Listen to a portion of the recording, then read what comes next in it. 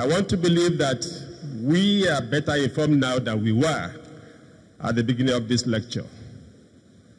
Mr. Jomomo has told us, particularly the graduating students and those coming behind them, just like the founder has been saying, that indeed you must believe in yourselves.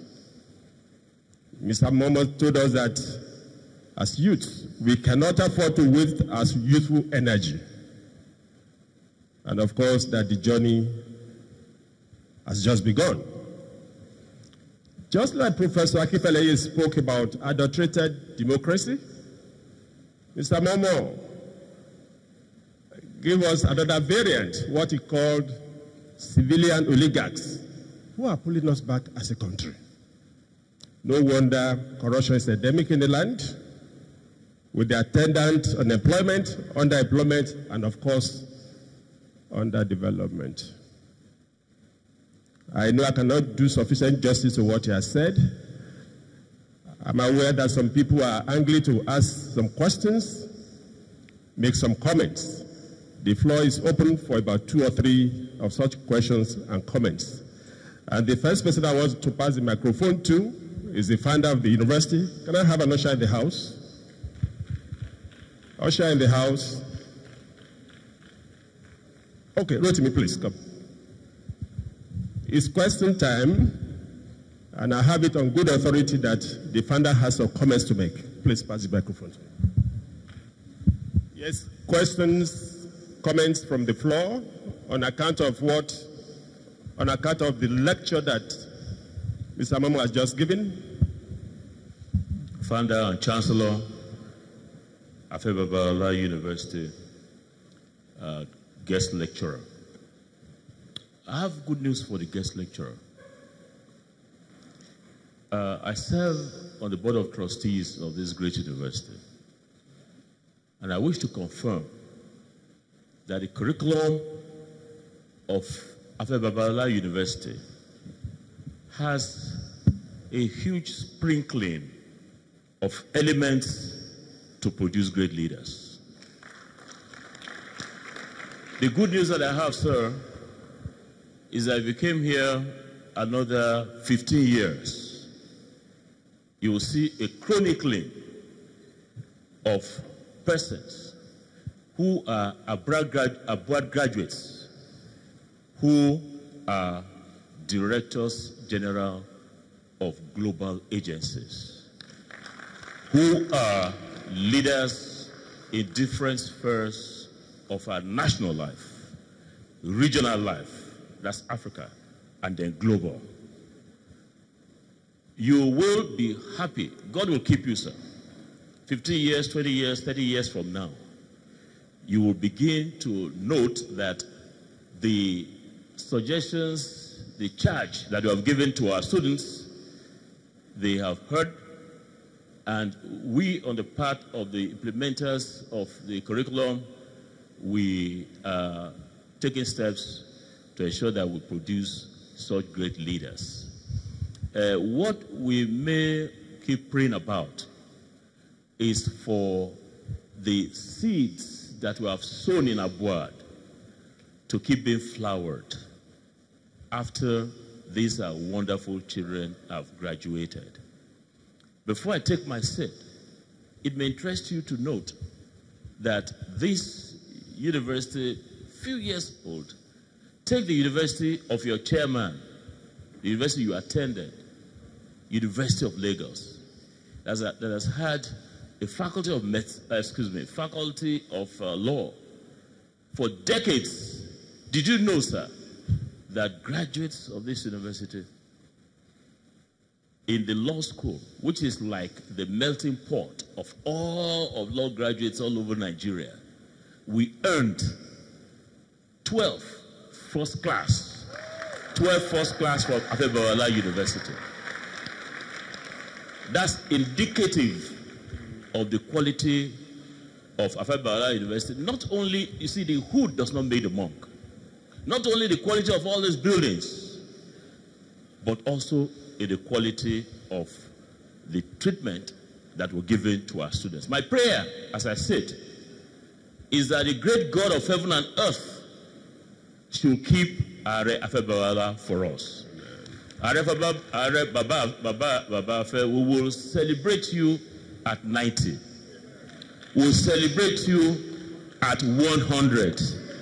We'll celebrate you at 100 plus X, and X will be positive and large. Thank you. Thank you very much, Prof. The first 6 pages of this lecture centered largely on ethnicity and the disruptive role it is playing in the socio-political life of Nigeria. And I don't think we should leave this hall without addressing that issue. The first 30 minutes after 9, or from 9 to 9:30, this morning was at breakfast table with Professor Tunde Adeniran. We didn't know this subject was going to come up, but that was what we were discussing.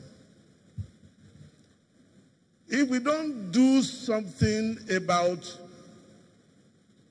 taking the positive side of ethnicity and driving Nigeria forward along that line, there's a great danger ahead. And I think we need to take note of that. By their fruits, you will know them. Let me start with John Momo. Because everybody doing something small in his own enclave will begin to change the picture. If you look at those people employed by John Momo, I don't think they are all from Edo. They come from all parts of Nigeria. John Momo is blind to tribe.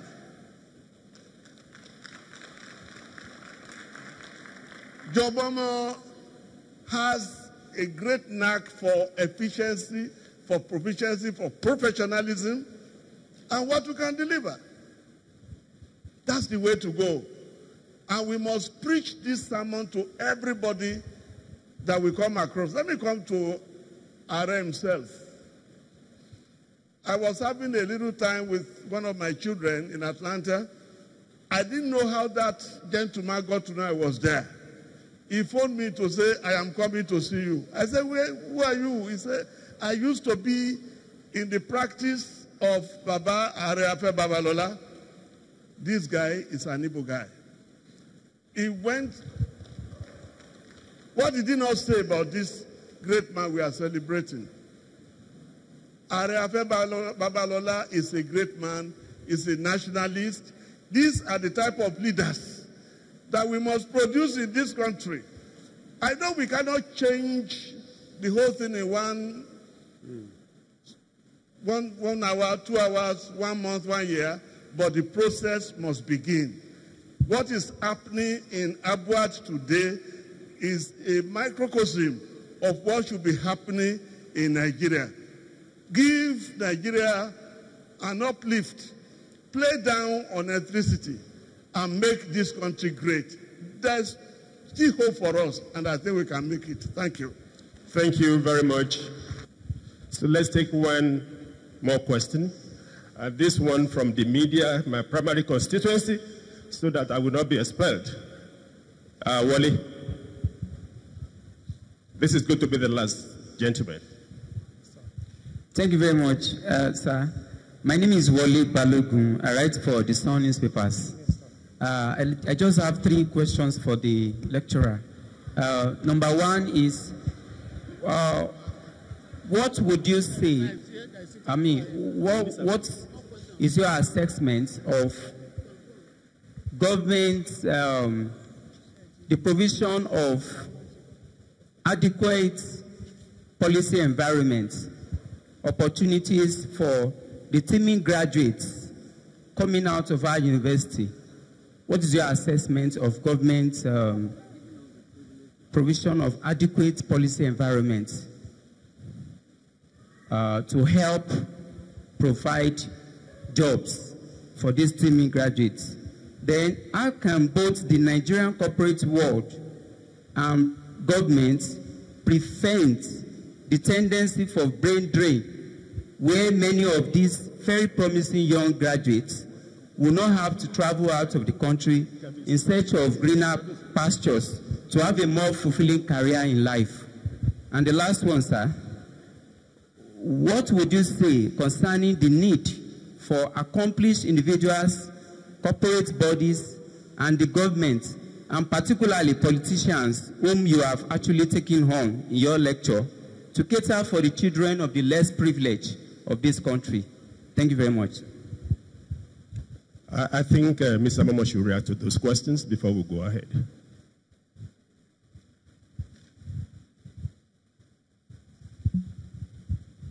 Thank you very much. Those are very interesting questions.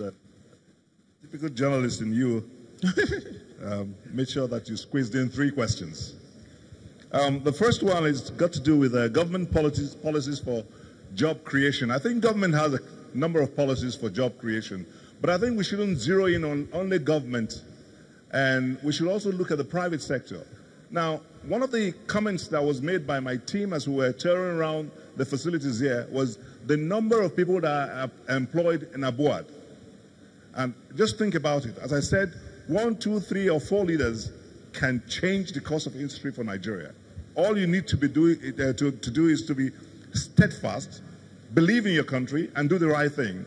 And I believe that with that, government providing the enabling environment, making sure that people who want to set up their companies do it in record time. I know that Kaduna State has been adjudged to be the best place that you can set up a business in good enough time. That will help. So there's need for the private sector and for individuals to come up with, some kind of partnership in making sure that the teeming number of youths that are not employed gain some kind of employment. If we're able to chip away by providing employment for a couple of, just take a group of unemployed youths and provide them with employment, the number will add up.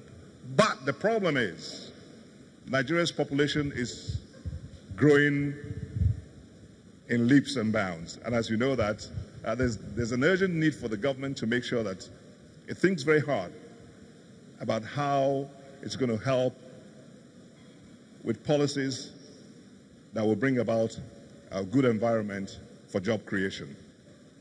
Government cannot do it alone. I know that it's a refrain, but that's a truism.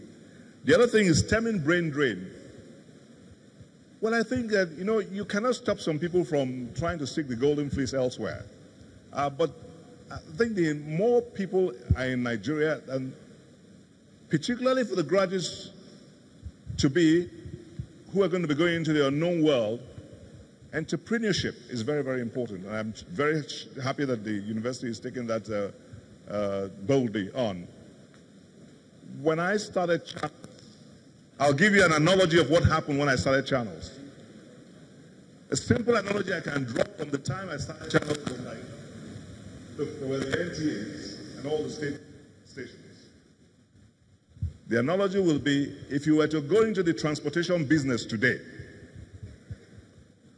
and you want to take on the likes of ABC Transports, Ekene Dilichukwu, Chisco, or whatever is it, all the huge transportation businesses with buses and fleet of buses, and you buy a Keke Marwa, and you go to their car park and park it next door to them and tell them, I'm going to take you guys on.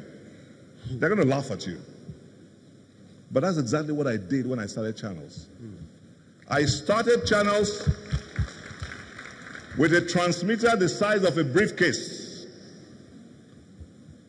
When the competitors had transmitters the size of a cupboard times 2 put together, and my transmission could only cover the radius of this hall, whereas theirs can go as to the next states, and many states all put together.